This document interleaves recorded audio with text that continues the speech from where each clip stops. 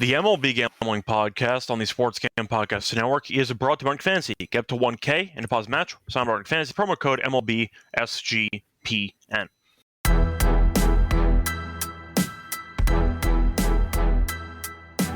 And welcome, everybody, to the MLB Gambling Podcast here on the Sports Gambling Podcast Network. It is currently Monday morning, July 14th, around 10 a.m. Eastern Time. I'm Rose Scott Rochelle, once again joined by Roseberg together. We are not going to do some props for games because we don't have any games for the baseball card. It's All-Star Weekend, but instead we're going to break down the Home Run Derby. So instead we're going to go through all the contestants, go through the odds, talk about some props with the Home Run Derby as well. But it is officially a contest-based episode. There are not many games to choose from, so there you go. Adam, how's it going with you? I know year after year we tend to dominate this competition. Last year we had an episode, we picked Teoscar to win, and he won. So overall, been a good event for us. Going to try to keep it rolling. Adam, how's it going? It's good, but it's not All-Star Weekend because unlike the other sports, they decided to do this in the middle of the week. Which makes no sense in the summer when people are doing vacations. It's just a terrible event. Yeah, my bad. I didn't mean weekend. I kind of no. I know. I'm just pointing out the fact, like the point. But yeah, look. Last year we crushed. We are the guys to talk to for a casual. Hey, I'd love to drop $1,000 on an exhibition home run derby. Can you tell me how to do this so we can do that? I'm trying to think if there's anything else that I wanted to add onto this. No, games tonight, so we're giving stuff live. A lot of markets aren't there anymore that we killed last year. Specifically, it looks like two-way market. They got rid of like most of the two-way markets that you and I were just annihilating. You know? Yeah, I think the main market that I miss the most is the exit velos unders for people, which we had a good time with last year. They took that off. Instead, now they have who hits the highest exit velocity instead of giving you a set number to choose over or under on everybody, because I think everyone besides one person went under last year. Yeah, Bobby was the only one who went over. Yeah, so we also had Bobby for highest velo. That ended up winning too. But the point is they did get rid of a couple of markets. They got shelled last year, so they definitely had to fix some things for them. I hate it, but the argument is, once again, since it is an exhibition, you could argue it doesn't matter. On the other hand, you might get some soft markets because the people that are setting the lines have noted what they're actually doing. And you can find yourself some very soft opportunities. And we're going to talk about that. And we're going to talk about it. So we found a few of them. Even though you might think of it as an exhibition, there's money to be made. There were people betting the draft yesterday in Major League Baseball. Yeah, you can make money on anything. I got bad intel from Andrew. I was like, because an agent gave him bad intel. So it's fine. I know the Nationals had a shocking first overall pick, and that kind of set a domino effect for other teams. But the point is, if you're going to be betting on the draft and betting on other stuff, you can make money betting on the Home Run Derby. So there you go. Something to keep in mind. But one last thing I'd add is that the market that they don't have that I miss, unless someone sees it. The head-to-head matchups are gone. Yeah. As is to not make the semifinals. As you and I famously last year said that Jose Ramirez, or who was it that we had to not make it? We had, I think like Adolis. Gunnar to not make the semifinals at like plus 190. And it crushed. Yeah, I think they got rid of some of those markets because they got rid of the bracket, which you might have alluded to. So that might have been a different format. They didn't have a bracket last year. Yeah, that is true. They've kind it's the same format as last year. There's no excuses. They got rid of a lot of stuff. They're constantly tweaking formats, whatever. Point is that we're here to bet on it, so it should be fun. Looking forward to it. If you didn't know, it was actually going to be tonight at around 8 p.m. I had no idea, by the way, until about an hour ago. I thought it was so there you go. It was going to be tonight, and then you have the All-Star game tomorrow, so there you go. Anyway, before we get into any of the actual preview of the Home Run Derby, a reminder that you can find all the picks and podcasts for SGPN on the SGPN app. So once again, it's free to download. Check it wherever you do get your apps. Anyway, starting off with the actual outrights for the event. Got to read off the actual contestants for the competition. So initially, if you've been living under a rock, you might still think Ronald Acuna is still here. He's not. He's actually in the All-Star game. He was supposed to be the home representative for the Braves because it's taking place in Atlanta, but he decided not to participate. He got replaced by Matt Olson. So that's the main piece of news here for contestants. You have Cruz, who's the favorite at plus 115. James Wood, ooh, piece of candy, at around plus 290. You have Caminero at around 6-1. or 8-1 or so. Shop around, they can find different. Actually, no, wait, sorry, I'm looking at the exit velo lines. My bad. For the home run derby, you have Cal Raleigh as the favorite at 295. You have Ono Cruz at around 330. You have James Wood at 450. You have Olson, a last-second replacement there, at around 6-1 or 8-1, give or take. You have Rooker at 850. You have Buxton at 950. You have Jazz Chisholm at 11-1, and you have Caminero at around 12-1. So once again, the main piece of news was Acuna being out and Olson being in. We'll start off with the favorites here, though. Cal Raleigh is the favorite because he's been mashing home runs. Is it a good competition for him? We don't know. I am going to throw out a piece of information. A catcher has never won the home run derby. Piazza never did? Never did. The closest was Ivan Rodriguez, who made the final. Yep. I think it was like 06, right, or something. But no catcher has ever won the award. Now, we did see Rushman in the competition a couple years ago, and that opens up a conversation. Which side will Raleigh bat from? Because he's a switch hitter. We don't know. He said he might do both, so keep that in mind. We'll see what happens. Stupid. I don't know what that means. We think he should bat lefty. Will he bat lefty? We don't know. So keep that in mind, but that might be a factor if you're interested in betting on Raleigh. With the favorites, I'm going to ask you for starters, do you think Raleigh should be the favorite in this competition? Probably. Him or Acuna would have been my favorite. Like, I think overall should have been. Like, Acuna should have honestly was rightfully up there. But Raleigh's, look, man, it's a match competition. And Colby Marchio famously said on a podcast that it was just too long, so I couldn't remember it. But he said that Cal Raleigh is basically a catcher version of Kyle Schwarber, which I think is extremely accurate. Okay. And that guy just mashes. So I don't know why he wouldn't bat left. I mean, when Adley, because I was at that game, Colby was at that game too. But I was at that game. Instead of, he batted left and he just started clearing it because it's 325 to right field in Seattle. It's 325 to right field, or 313, 325 to right field in Atlanta. I don't know why he would go the other way, but there's a lot of reasons why I'm fading Cal. And there's a lot of stuff for people to keep in mind that if you are a Seattle Mariners fan and Cal Raleigh has a deep run in the home run derby, you should be very concerned for the rest of your season. Because it is not boded well, but it does not bode well when players have an extra 120 swings in the home run derby for their teams and their production later on. Alec Boehm, Randy Arozarena, lots of these guys. There's lots of evidence to this. Yeah, I do want to point out that over the past, I'd say, couple of decades, as far as I'm concerned, there always is a notion or a reputation for the home run derby that it might kill the swing of somebody that's actually making a deep run of the contest. It's very, very hit or miss. It's very case study. You could argue that there is no correlation, but people will make it a correlation because they feel like it and they want to generate a narrative.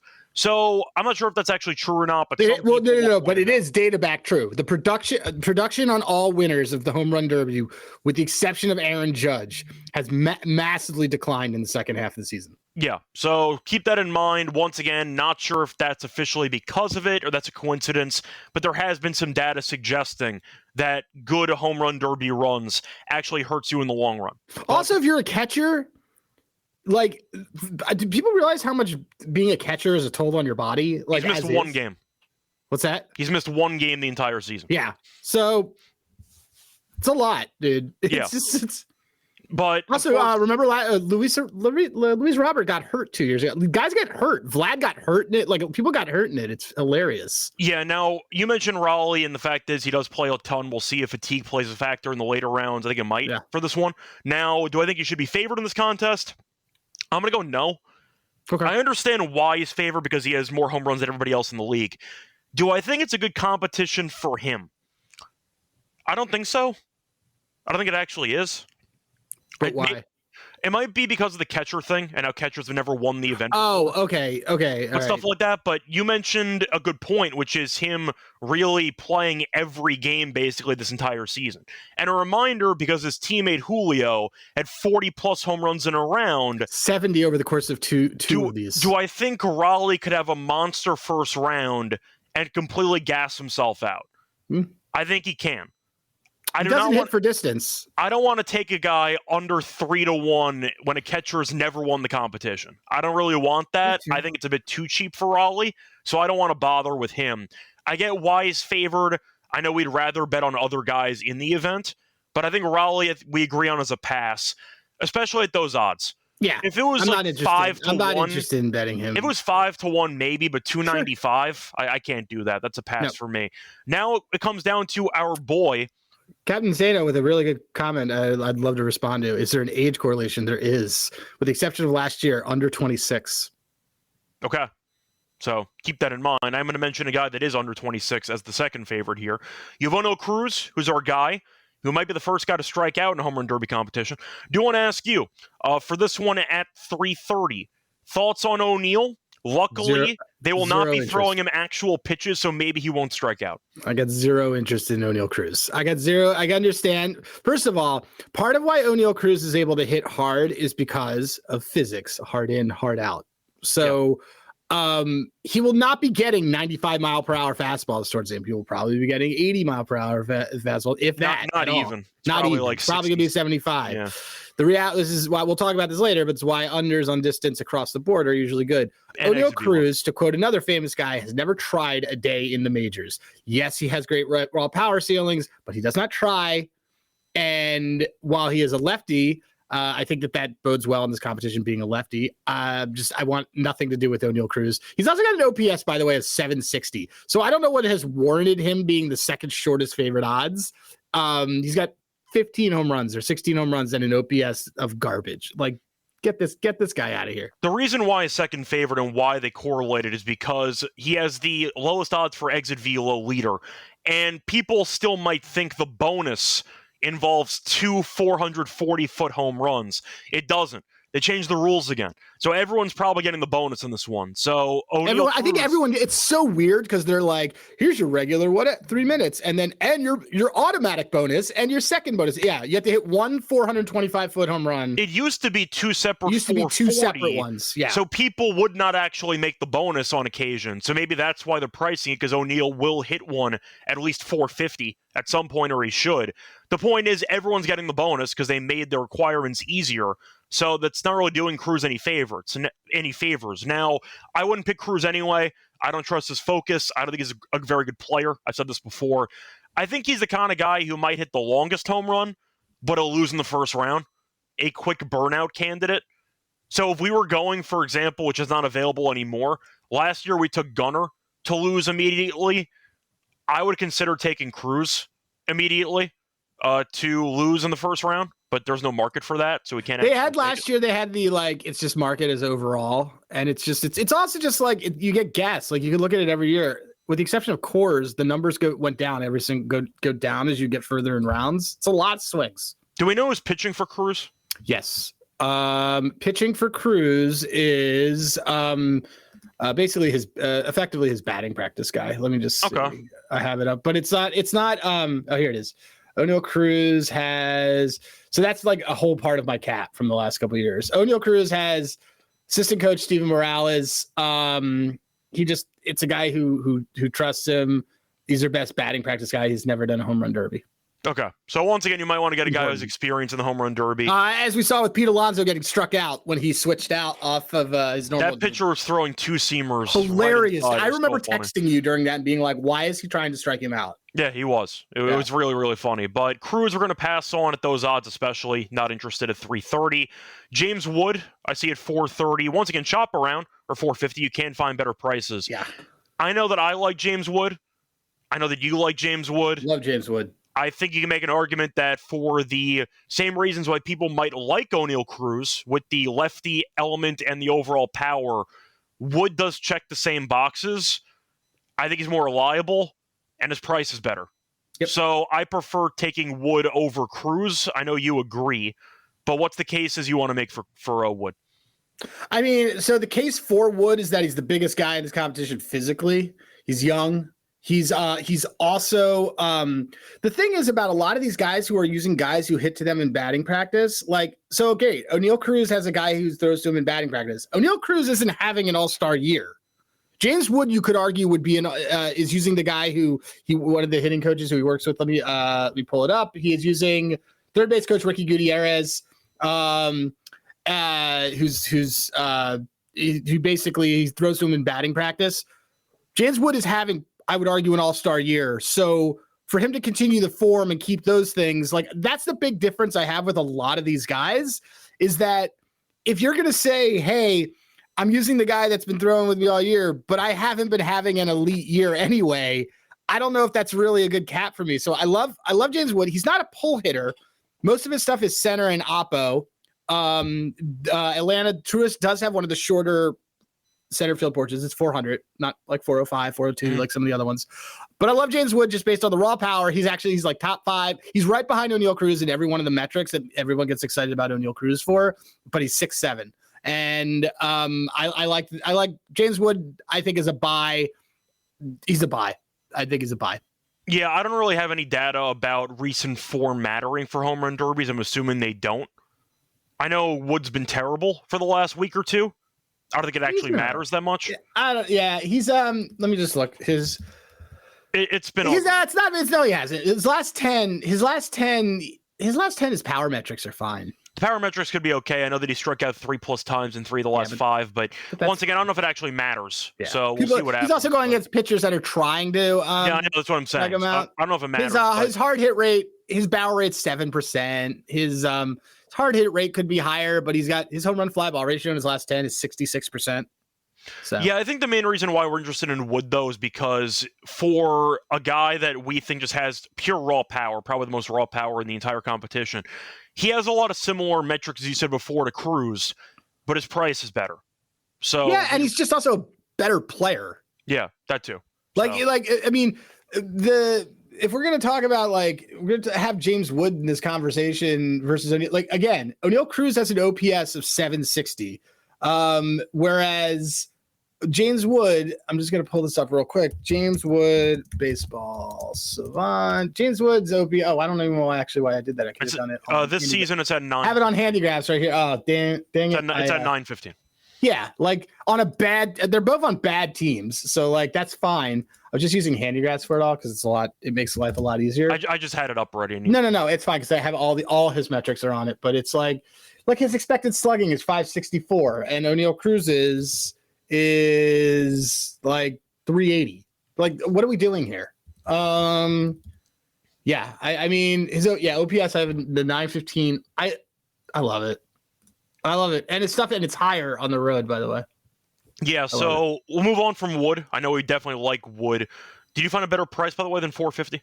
Yeah, because I took it at 6-1. Yeah, so I don't know if that price is plummeted or 6-1s is still available, but you can probably still find a 5-1 or so somewhere if you shop around. Yep. I'll ask you about Olsen. Last second fill-in. I know that we do like lefties a bit more in this competition. Olsen's a guy who I think might do well early. I don't think he'll sustain it for an entire competition. I said before with Julio, he had 40 plus in the first round. That seems to be the kind of theme with home field guys. After Harper won and Frazier won. Yeah, Adam Frazier or Todd Frazier? I never Todd. remember. Todd, yeah. Yeah, Todd Father. The home field guys have not done well in this competition for the last decade or so. They seem to get off to a hot start, but they go a bit too hard in the first round. Yeah. And they want to put on a show. They blow their load and they end up just falling apart physically and they can't sustain it. So Olsen I'll pass on. I think the first round could be intriguing for Olsen, but I also don't know if he's the kind of guy that... Do you think it's a good competition for him in general? Because I know that he had 50-plus home runs a couple years ago.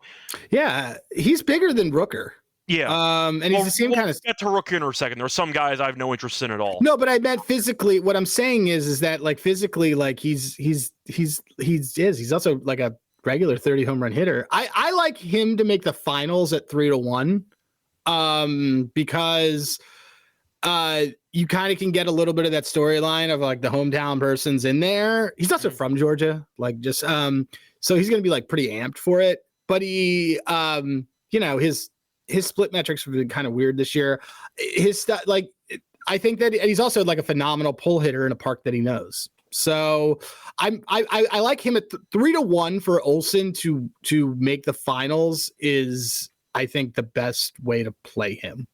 Yeah, but you also think that he might go a bit too hard early, and that's why you don't want to take him to win this. His exit velos aren't there. Like when I look at I had it on Savant earlier last night, but like some of these, home run stat tracking, Like some of these, like his no doubter, like he doesn't have a lot of no doubters. Like he doesn't have a lot of, like his distance isn't high. His exit velo is fine, like not exceptional.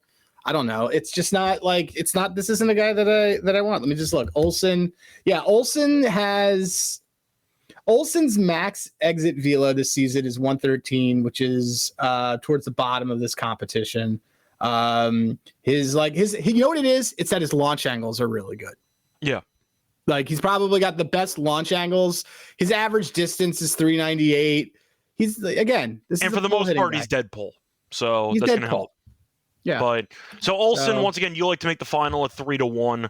I'll move on to the other guys because now we're in the long shot territory. 38% pull rate this year, 31% to center, which is these are kind of in play numbers, but they're not like they're not a guy who's going to get in a run. That's the thing. You need a guy who's going to get in a run and can do it. And the thing about James Wood is that James Wood doesn't pull. If James Wood decides, hey, I'm going to pull, it's over. Yeah, pretty much. But those are going to do it for the favorites. I know we kind of branched into some of the middle shots there. Rooker's at 850. I'll get to Rooker in a second because I have a prop for him later, but I'm not interested in Rooker. I like him to lead the first round in home runs because he's the best. He's the best pull hitter in the competition. He has a 67% pull rate, which is absurd. Yeah. So he's the kind of person who could get into a run and just keep going. And I think it's 8-1. What did we take him at? I took him at most home runs in the first round. Brent Rooker 8-1. I like that a lot. Yeah, but for the actual competition, I don't see him winning it. No. I'll get to his, once again, reason why in a second, but I don't like Rooker to win the competition. Don't mind a fast start potentially, but I do think him winning is not going to happen. Moving on to Buxton at 950, who is in great form. He's healthy for once. Congratulations. I'm kind of wondering why he's in the competition because he can't stay healthy. He for the cycle, though, a couple days ago. Good for him. 950 for Buxton. He does have the longest home run of anybody in the field of the season. Any thoughts on Buxton? Old. He's too old. Okay, there you go. Too old and always hurt when he plays games that matter. I'm not interested in Buxton. Though Buxton's metrics are really good. Yeah, that's why I was asking. In a very similar ballpark, but this is a stamina thing. I don't think Buxton can make it to the end. Yeah, I didn't mind maybe him leading the first round, but that was kind of I like that one too. I mean, as I look at Buxton, let's see.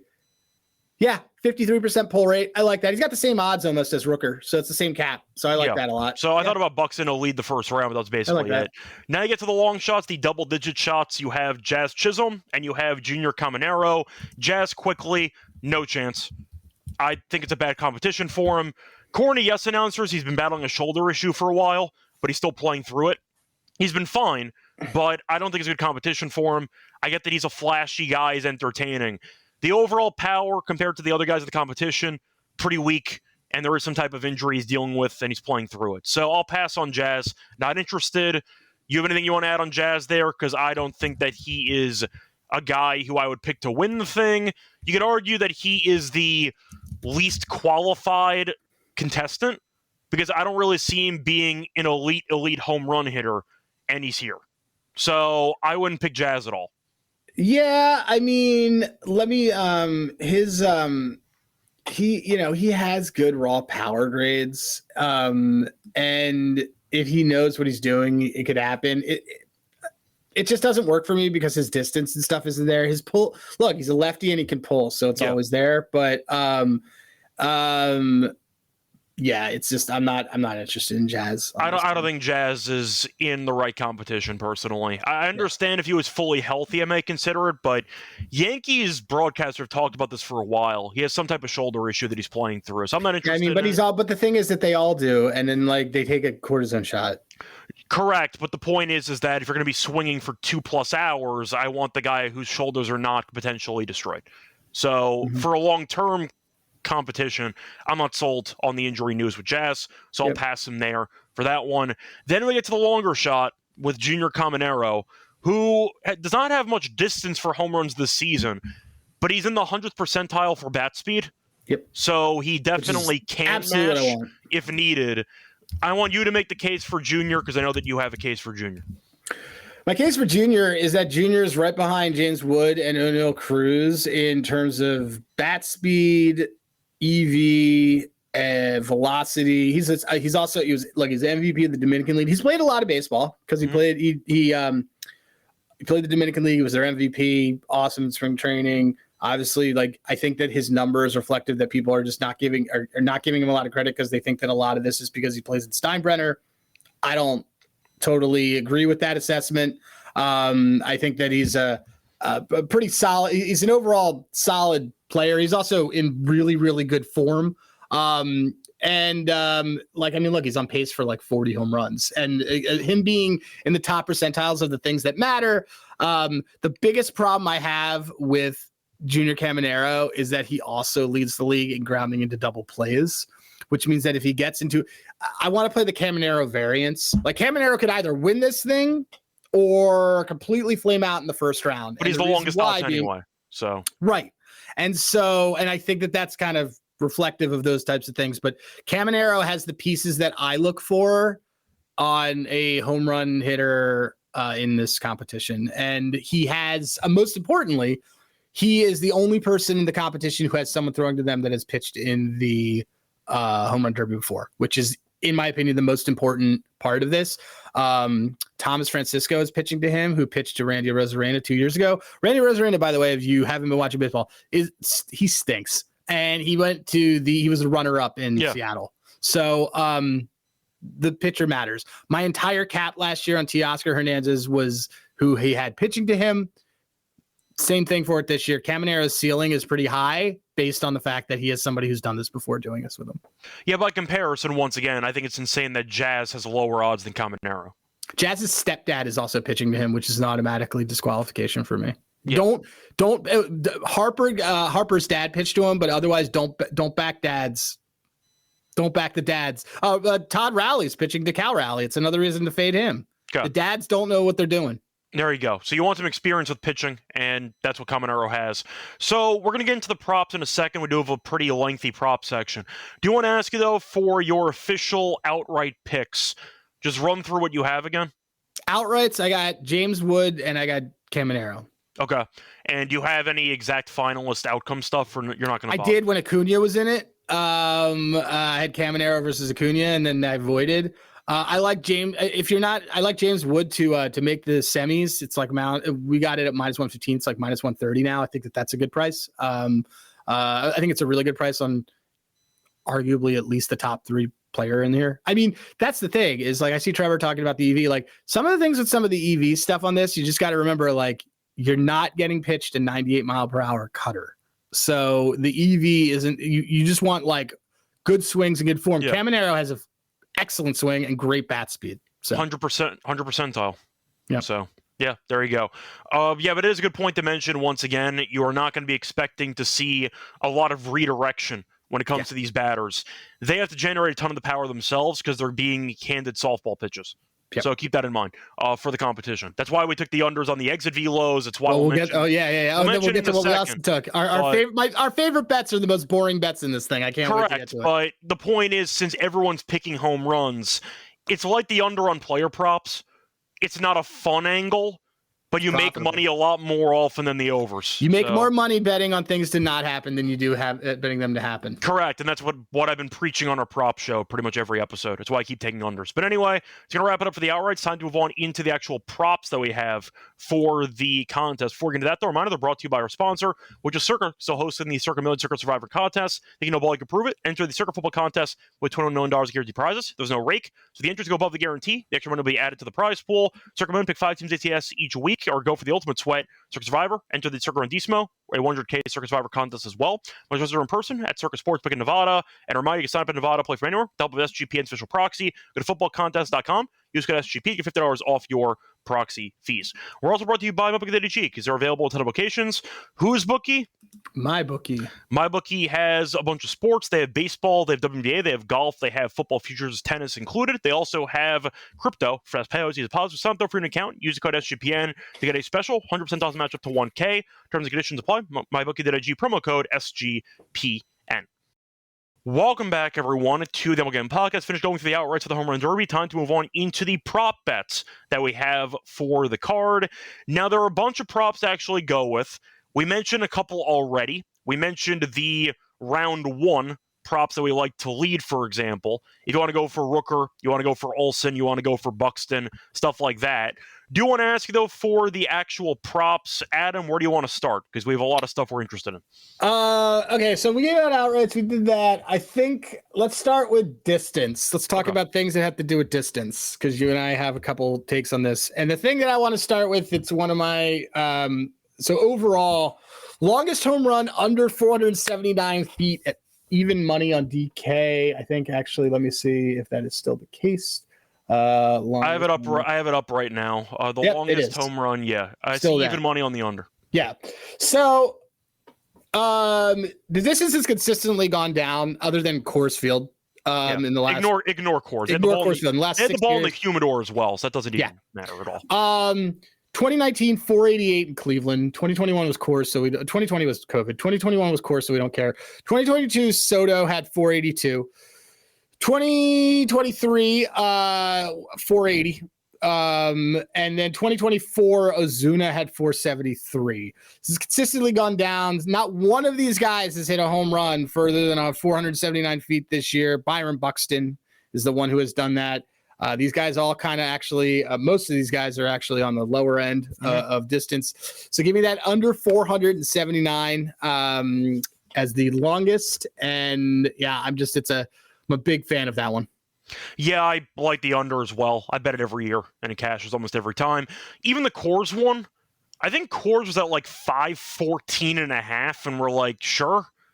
And then all the Miami ones. Basically, if Aaron Judge and Giancarlo Stanton and Mike Trout are the only guys that have this kind of like obliterated balls to the moon. Yeah, pretty much. Otherwise, it hasn't happened. Yeah, and as Trevor's mentioning, Cruz has the cheapest exit velo price.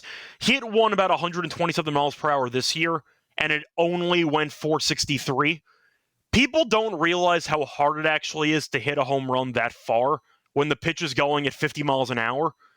It's very difficult because at least you can use the speed from the pitch. He hit that off of a 98 mile per hour sweeper. Yeah, because you take the speed and you redirect it, and with the power, that can create like a multiplier. Most people that watch sports don't understand physics. Yeah, the point is that if you're throwing a pitch at 50 miles an hour and you have to do it all yourself, the ball is going to be traveling less than you expect. So you might see a lot in the 450 range, maybe 440 range, but you're looking at 480.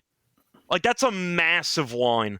And it's last year was 485, by the way, and it easily went under. And it's worth mentioning that for Cruz's longest home run, it's at 471.5. That's the highest in the entire field by 7. He's 7 higher than Wood. So the highest individual number is 471.5.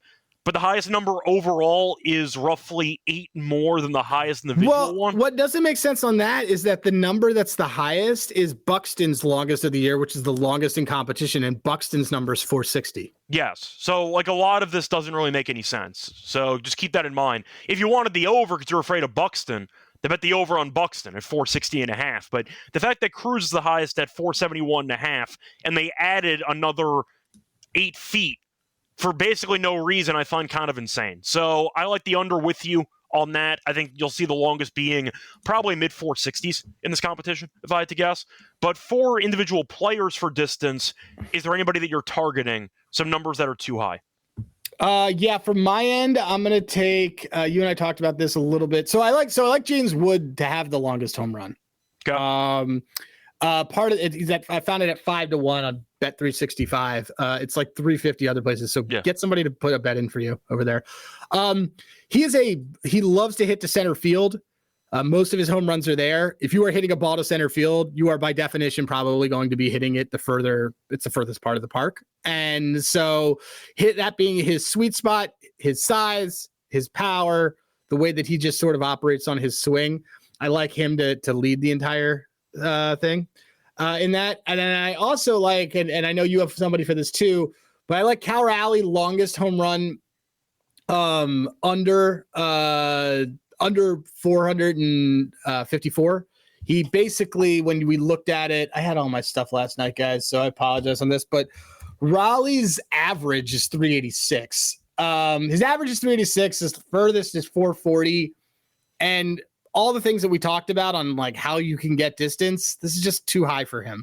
So, maybe he gets that one, but sure. But give me the under 450, whatever it was on Cal Rally for longest home run. I did, by the way, see that Baseball Savant does have the max home run distance for every season, if you want to break it down that way. Yeah, I'm looking at it. The longest in his entire career is 450. So he's never hit it above 450. I think the line's too high. So I agree with you about Raleigh. Not to mention the fact that fatigue could play a factor. I don't know which side he's going to use. There's a chance he uses his inferior side. We'll see what happens, but that number does feel high. I like the under on that one. I like a separate under for distance. I'm going to go with Rooker. I think Rooker's is too high as well. Now, there was a massive line differential for Rooker, which was the cherry on top here.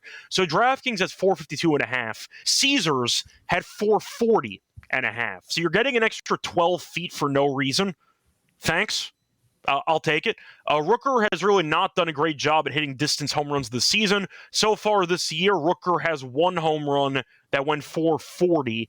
Every other home run that he's had, 18 of the 19 have gone below 425. He has one outlier at 440.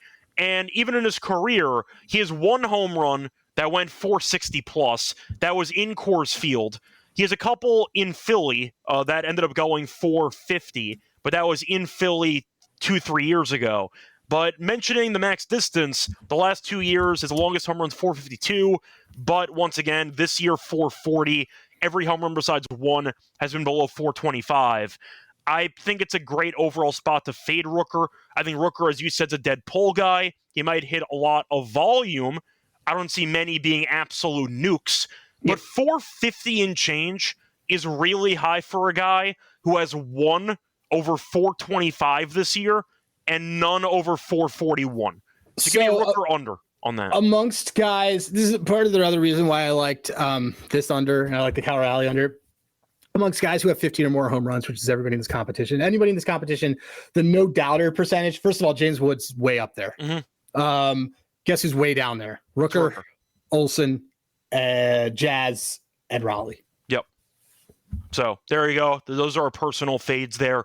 I don't mind the Cruz under as well. Olsen's actually is by far the lowest of anybody else of anybody's in here. Which that doesn't surprise me. Olsen's at 454.5. If you want to go for that approach as well, so keep that in mind. It's too high. So there you go. Once again, a lot of unders have value in this competition. Trevor mentioning Cruz under at 471.5. I don't mind it, but to be honest, we have the longest in the competition. Yeah, I'd rather take the longest. I think we're fine. Yeah, you have 8 more. You get 8 more miles per hour, or you get 8 more feet out of it. Yeah, pretty much. Unless you're concerned about Wood or Buxton hitting one, but with the pitches being slower, I doubt it. So I don't mind that angle too, but that's all I really have for props. Anything else you want to share? I know you mentioned Wood highest exit velo. I co-sign that. But I don't love it. I would rather the lower on the exit velo. There's one more that I do like. Most home runs by any player in the first round under 25.5. 26.5 on Bet365, under 25.5 is fine. Okay. So just to kind of go through, last year nobody. So this is the same rules as last year, but they actually made it even worse. You get 40 pitches or 3 minutes, whichever comes first. First of all, if you were to have 26 home runs in the 40 pitches, you would hit that over 75% clip, which I don't think is happening. And if you look, the last year no one had more than 21. 2023, Julio had his nominee, and Vlad and Luis Robert barely got there. 2022, one person did it. It was Julio. They were an outlier. 2021 is Coors. We don't care. 2019, one person, Vlad. So of the 6 people who have hit 25 or more home runs in the first round since 2019 in non-Coors years, Julio and Vlad are 4 of those 6. Yeah. Someone's saying that they see highest recorded exit velocity at 115. Do we take the under? I don't know if I like the under on that. I don't know. So I haven't seen it, but that's great. 117 was where guys topped out last year. Last year, the number was 118, which seemed about right. So I don't, 115 actually seems a little bit too low for me on this one. I would consider individual players, but they got rid of that market. So I'd avoid the exit velo. I'd rather go with under distance. Yeah. Because even if you end up getting to 116 or 117, if the angle's not right, it's a line drive that goes about like 430. That's a possibility too. So I'd rather go distance on that personally. So I'll pass on that squirrels. But I'll go where your head's at though. Yep. But so anyway, my favorite bet on the entire thing is the under 25.5 in the first round. Maybe that's wrong. But so I do want to ask you though, there are 3 rounds to win the competition, correct? Yes. This is the first round. Yeah. So I'm asking about the entire competition because I do see on DraftKings they have total home runs by the winner at 53.5. And I'm wondering conceptually, if we're picking basically maybe one guy goes over 25, he might gas himself out. That doesn't really matter.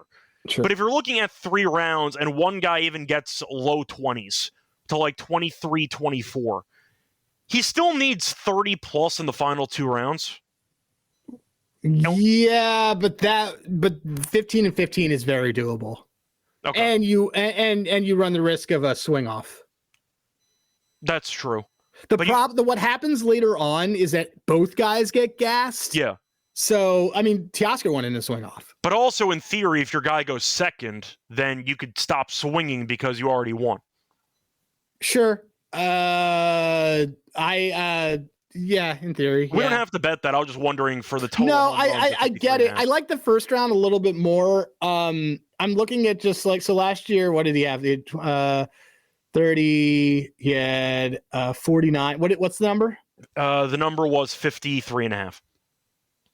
It's probably a little too high. Plus 105 on the under. That's why I was asking. Don't hate it. Because I think if somebody has that monster card, but I don't hate it. If somebody has the 30-something first round, they're probably just going to run out of gas and lose immediately anyway. No, I agree. I don't hate it.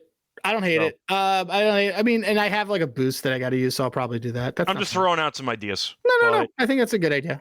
All right.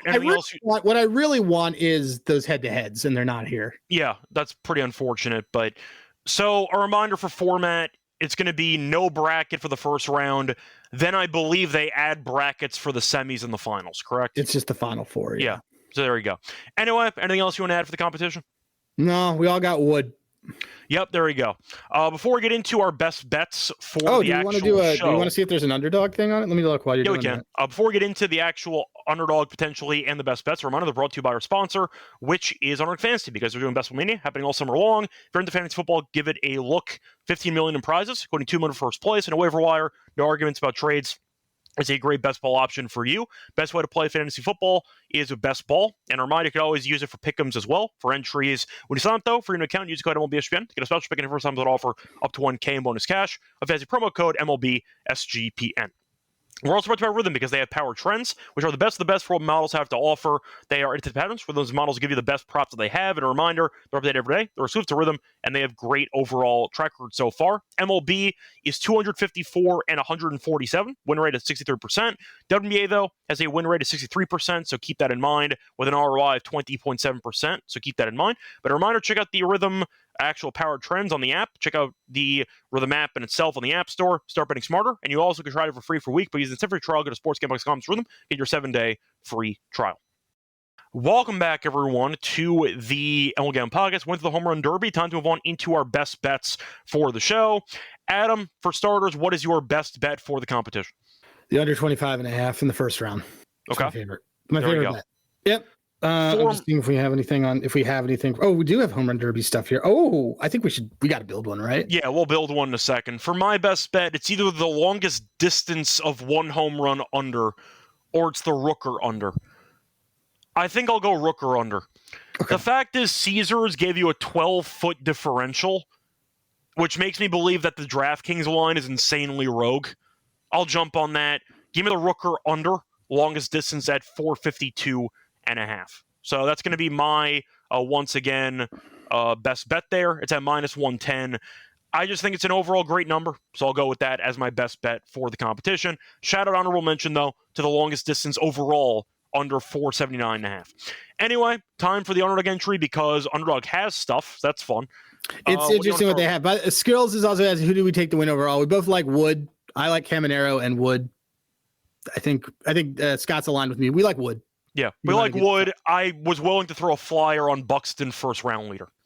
Okay, so the only things that they'll give us are higher, lower on their first round home runs. Longest distance will only let us go higher. Okay. They won't even let us go lower, which is just Scam. criminal. And they'll let us go better. Their words, not mine. Better on the round one finishing positions. So let's go with what you were saying. Okay. Do you want to do Byron Buxton higher 18.5 round one first home runs as a leg? We can if you like Bucks in the first round. Well, you just said you did. I'm just trying I think he's in line for a good competition. So let's do that. Do you like that, or do you like the round one finishing position higher than 4.5? Wait, so higher meaning better, or like? Higher Do you think he makes it to this? Well, so here's what I think. Then a better thing. Let's take James Wood. James Wood higher round one finishing position 4.5, meaning he makes the semis. So I'm just making sure that's higher or not lower, because no, it is. It's better. Better. Okay. Is what the phrasing is. Yeah. So okay, better. Let's take Buxton over 18.5 in the first round. Yeah, that's fine. And then you want to just completely fade out Jazz? I was going to ask what the Jazz position was. Same as the 17.5, so we could do lower 17.5 for Jazz. You want to do that? Do you think it's a good competition for him? Because I don't. I don't.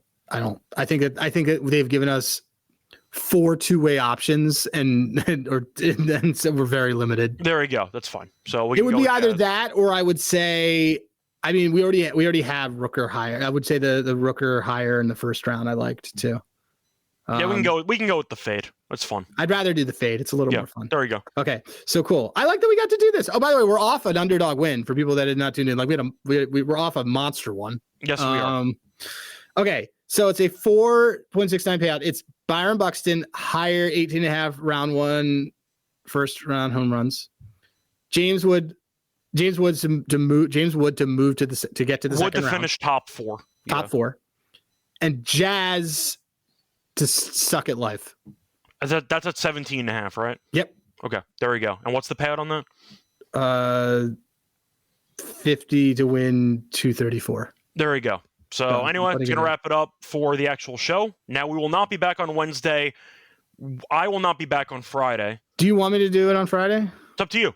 I can set it up for you if you want to do it. Yeah, I'll do it. So there you go. Adam will go solo for the prop show. I can probably end up texting some picks in if we want to. Yeah, and then I'll do what you did with mine, and I'll call out your stuff. So that's fine. But anyway, that's going to wrap up for the Home Run Derby. Of course, we'll be back later on in the week. And until next time, I'm on Twitter, Radio. Find him on Twitter at Rosenberg. And until next time, good luck to all of you and all of your bats. Bye, everyone.